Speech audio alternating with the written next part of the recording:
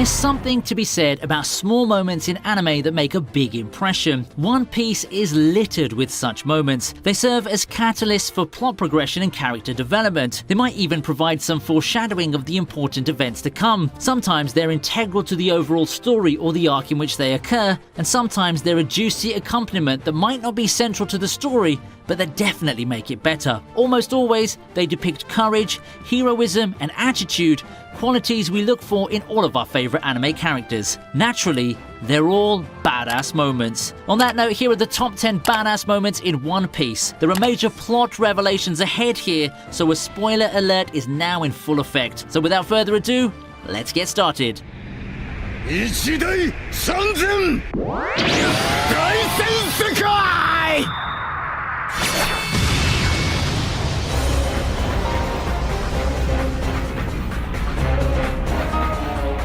At number 10, we have the moment when Zoro cuts Pika in half. The shape-shifting enemy that can turn an entire country into a part of his body gives the Straw Hats immeasurable trouble in the Dressrosa arc. They might laugh at his squeaky voice, but they know better than to make light of one of the top 3 officers of the Don Quixote family. So, to see Zoro, who spent a lot of his time in Dressrosa wandering off and getting lost, cut the stone monster in half is immensely satisfying. He then proceeds to slice and dice Pika, forcing him to reveal himself in his true form. Pika's defeat is proof of Zoro's growing strength and skill. It takes him that much closer to his goal of becoming the world's greatest swordsman. His belief that there's nothing he can't cut makes this one of those moments you can't help but cheer loudly for.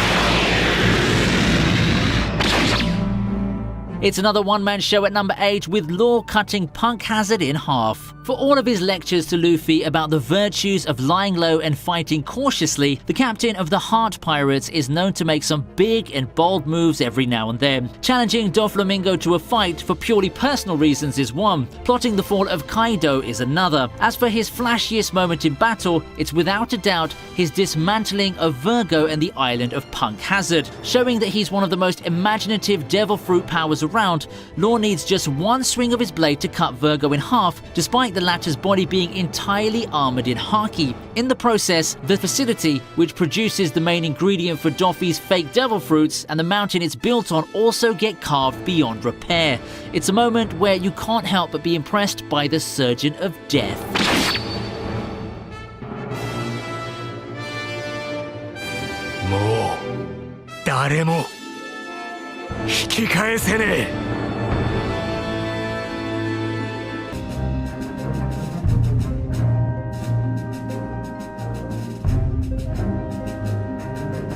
Up next is a similar scene from the Enies Lobby arc, this time with the Straw Hats challenging not the Navy, but the world government. And this time too, the reason is personal. Robin's being captured by the CP9, the world government's top secret group of assassins. Luffy and gang break into Enies Lobby, the notoriously fortified judicial island that serves as the organization's headquarters. Rarely do we see the Straw Hats stand as a single team in one frame. Most of the time they're off doing their own thing, but here, seeing them all together on the roof of the courthouse and standing shoulder to shoulder as they challenge the CP9 and its leader Spandam, it's impossible not to feel a rush of excitement. The detestable Spandam points to the futility of their challenge, bragging that the small crew's no match for the government's might.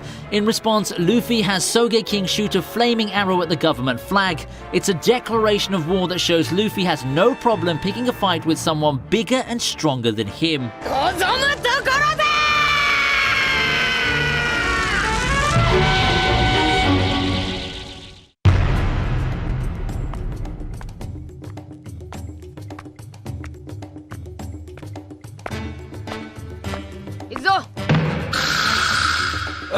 The Straw Hats walk to Arlong Park to challenge. Arlong takes the 5th spot. This was at a time when the crew had only 4 members, and it comes right after that unforgettable scene where the usually ballsy Nami breaks down in tears and asks Luffy to help her save her village from the tyranny of the Arlong pirates. Handing his hat to his future navigator for safekeeping, Luffy gathers his troops, which comprises of Zoro, Sanji and Usopp, and the 4 march to Arlong Park. It's an iconic moment reminiscent of many a memorable walking scene from the movies. When sidekicks Johnny and Yosaku tell the villagers these 4 men are worth betting their lives on, you might find yourselves nodding in agreement. Again, in terms of imagery, this moment makes the same impact as the previously discussed challenge to the world government at Enies Lobby and the Straw Hats' farewell to Vivi in the Alabasta arc. It just goes to show that putting the Straw Hats together in one frame is a thing of magic. I think for a lot of fans, this was a turning point in the series where they went from liking the series to loving it.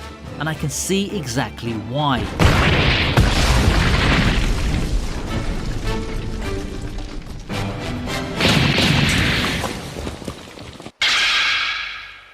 Arlong ってのはドイツだ。食えはない。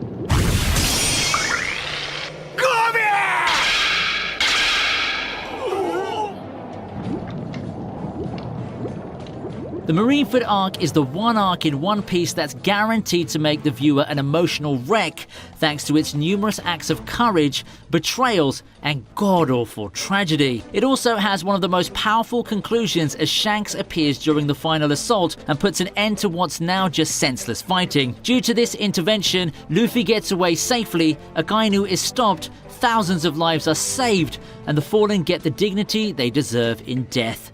It's a moment that reveals the true strength of this Yonko, who's remained a mystery to us all these years despite being a central figure in Luffy's life. That Fleet Admiral Sengoku is willing to listen to him, an adversary and a pirate, raises our expectations for what Shanks is capable of in the future. This is also one of the few times we see Shanks as the powerful pirate that he is, with his ship and crew by his side. Cameo appearances don't get any more powerful than this.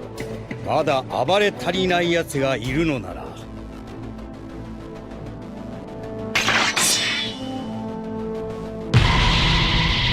来い、俺たちが相手をしてやる。こいつらこれ式で俺は白ひげだ。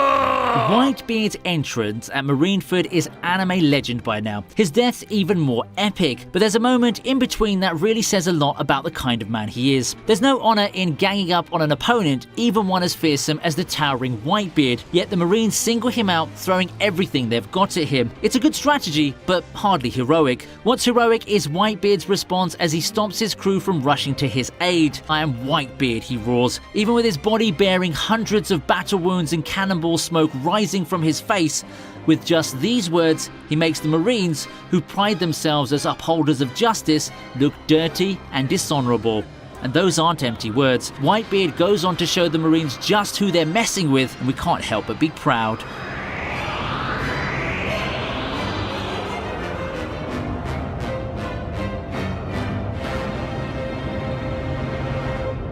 お前その目はなんだい。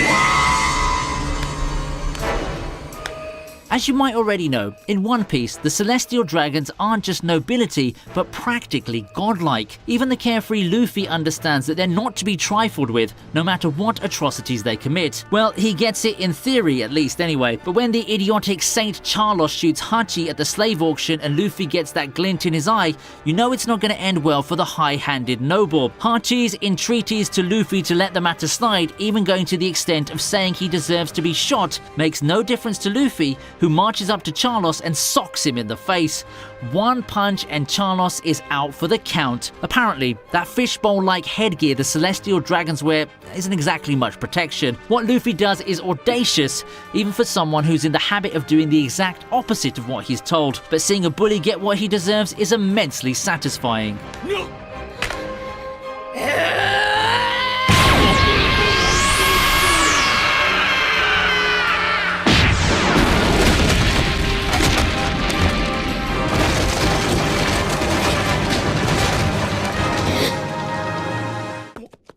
And that brings us to number 1, and it's Zoro's finest hour yet in the service of his captain.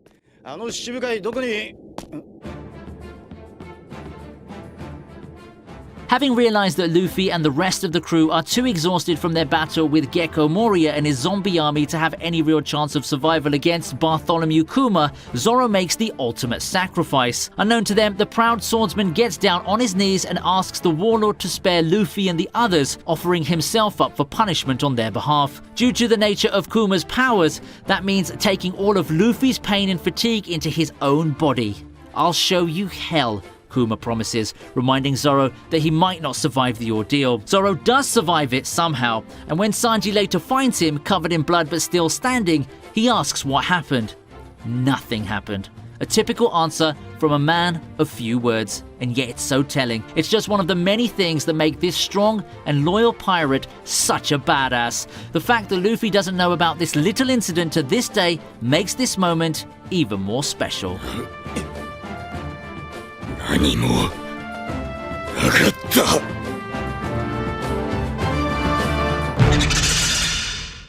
So there you have it. The top 10 badass moments in One Piece. Which one do you think was the most badass? Write to me in the comments section below and let me know your thoughts. If you enjoyed the video, press the like button. You can also subscribe to ViniiTube for more anime and One Piece content. There's plenty here that might catch your otaku eye. Be sure to tune in for my next video, and until then, goodbye and stay safe.